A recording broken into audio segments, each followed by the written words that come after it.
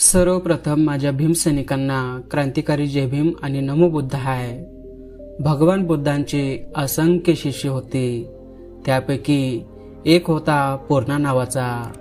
त्याची साधना पूर्ण झाली होती, म्हणून तो बुद्धांना म्हणाला, भगवान आता आपण मला अनुज्ञा द्या, मला आता बाहेर पडू द्या, जास्तीत जास्त गरजू लोकांपर्यंत आपला उपदेश पोहोचायचा आहे।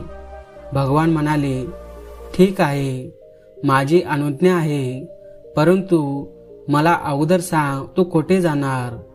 पूर्णा म्हणाला, भगवान बिहारमध्ये सुका नावाचा एक छोटासा प्रदेश आहे, जिथे अजून आपल्यापैकी कोणताही भिक्खू गेलेला नाही आहे आणि तिथल्या लोकांना आपल्या उपदेशाचा लाभ झालेला नाही, म्हणून मी प्रसारासाठी मुद्दाम या प्रदेशाची निवड केली आहे।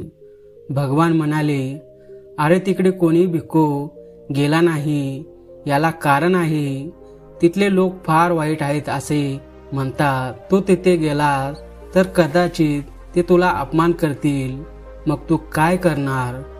पूर्णा म्हणाला, भगवान मी त्यांना धन्यवाद देईन, कारण त्यांनी नुसता अपमानच केला, शिव्या वगैरे दिल्या नाही, पण मारले तर नाही ना।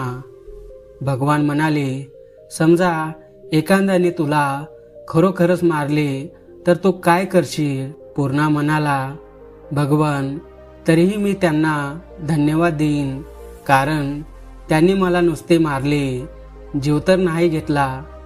भगवान म्हणाले, तुला आता आणखी एक शेवटचा प्रश्न विचारतो, समजा त्यापैकी एकाने तुला जीवे मारले तर तू काय करशील। पूर्णा म्हणाला, भगवान याही अवस्थेत मी त्यांचा ऋणीच राहीन, कारण त्यांनी मला जीवनमुक्ती दिली, नाहीतर कदाचित मी पुढे जीवनात भोगत गेलो असतो।